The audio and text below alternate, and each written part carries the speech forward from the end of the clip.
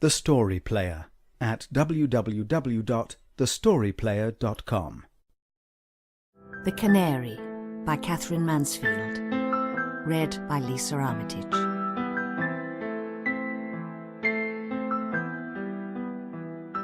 You see that big nail to the right of the front door? I can scarcely look at it even now, and yet I could not bear to take it out. I should like to think it was there always, even after my time. I sometimes hear the next people saying, "There must have been a cage hanging from there." And it comforts me. I feel he is not quite forgotten. You cannot imagine how wonderfully he sang. It was not like the singing of other canaries, and that isn't just my fancy. Often from the window I used to see people stop at the gate to listen, or they would lean over the fence by the mock orange for quite a long time, carried away. I suppose it sounds absurd to you. It wouldn't if you had heard him, but it really seemed to me he sang whole songs with a beginning and an end to them.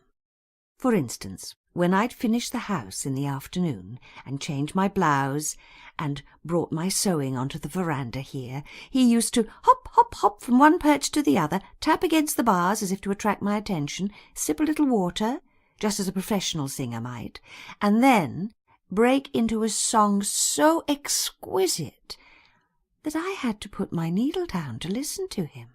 I can't describe it. I wish I could. But it was always the same every afternoon, and I felt that I understood every note of it. I loved him. Oh, how I loved him. Perhaps it does not matter so very much what one loves in this world.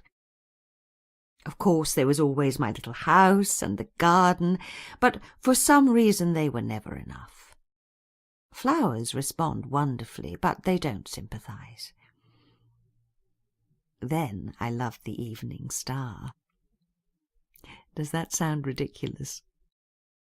I used to go into the backyard after sunset and wait for it until it shone above the dark gum tree. I used to whisper, "There you are, my darling." And just in that first moment, it seemed to be shining for me alone.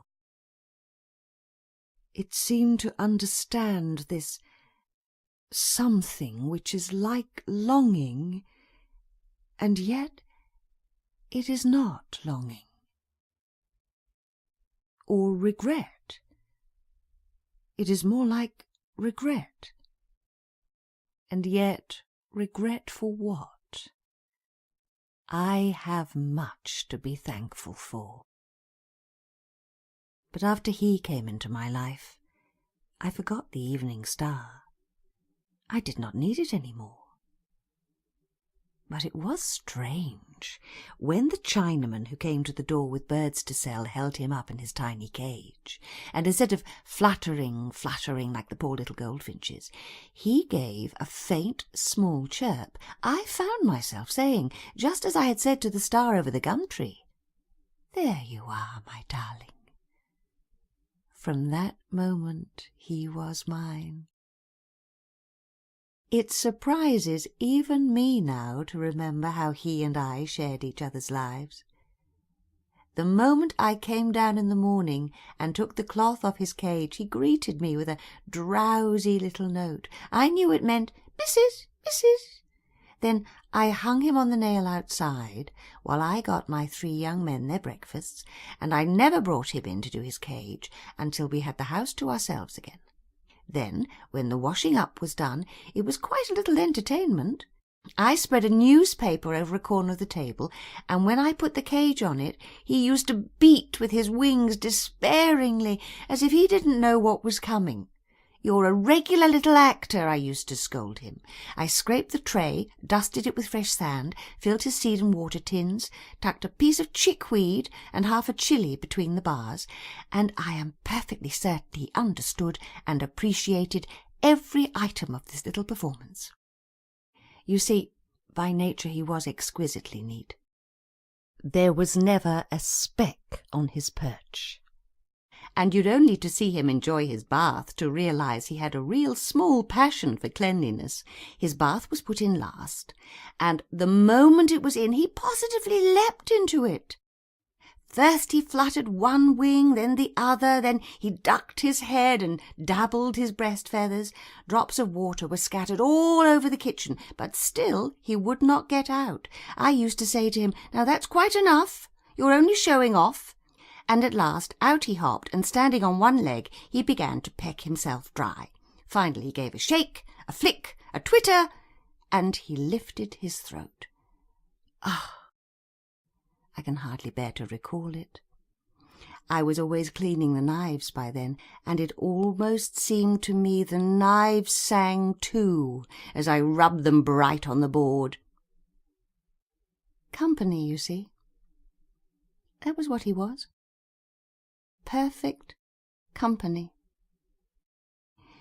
If you have lived alone, you will realize how precious that is. Of course, there were my 3 young men who came in to supper every evening, and sometimes they stayed in the dining room afterwards, reading the paper. But I could not expect them to be interested in the little things that made my day. Why should they be? I was nothing to them. In fact, I overheard them one evening talking about me on the stairs as the Scarecrow. No matter. It doesn't matter. Not in the least. I quite understand. They are young. Why should I mind? But I remember feeling so especially thankful that I was not quite alone that evening. I told him after they had gone, I said, "Do you know what they call Mrs.?" And he put his head on one side and looked at me with his little bright eye until I could not help laughing. It seemed to amuse him. Have you kept birds? If you haven't, all this must sound perhaps exaggerated. People have the idea that birds are heartless, cold little creatures, not like dogs or cats. My washerwoman used to say every Monday when she wondered why I didn't keep a nice fox terrier, "There's no comfort, miss, in a canary." Untrue. Dreadfully untrue. I remember one night I had a very awful dream. Dreams can be terribly cruel. Even after I'd woken up, I could not get over it. So I put on my dressing gown and came down to the kitchen for a glass of water. It was a winter night and raining hard. I suppose I was half asleep still, but through the kitchen window that hadn't a blind, it seemed to me the dark was staring in, spying. And suddenly I felt it was unbearable that I had no one to whom I could say, "I've had such a dreadful dream," or "Hide me from the dark." I even covered my face for a minute. And then there came a little "Sweet, sweet." His cage was on the table, and the cloth had slipped, so that a chink of light shone through. "Sweet, sweet," said the darling little fellow again, softly, as much as to say, "I'm here, missus, I'm here." That was so beautifully comforting that I nearly cried. And now he's gone. I shall never have another bird, another pet of any kind. How could I? When I found him lying on his back with his eye dim and his claws wrung, when I realized that never again should I hear my darling sing, something seemed to die in me. My breast felt hollow, as if it was his cage. I shall get over it, Of course. I must. One can get over anything in time. And people always say I have a cheerful disposition. They are quite right, I thank God I have. All the same, without being morbid or giving way to memories and so on, I must confess that there does seem to me something sad in life. It is hard to say what it is. I don't mean the sorrow that we all know, like illness and poverty and death. No, it is something different. It is there, deep down, part of one, like one's breathing. However hard I work and tire myself, I have only to stop to know it is there, waiting. I often wonder if everybody feels the same. One can never know. But isn't it extraordinary that under his sweet, joyful little singing it was just this sadness? What is it that I heard?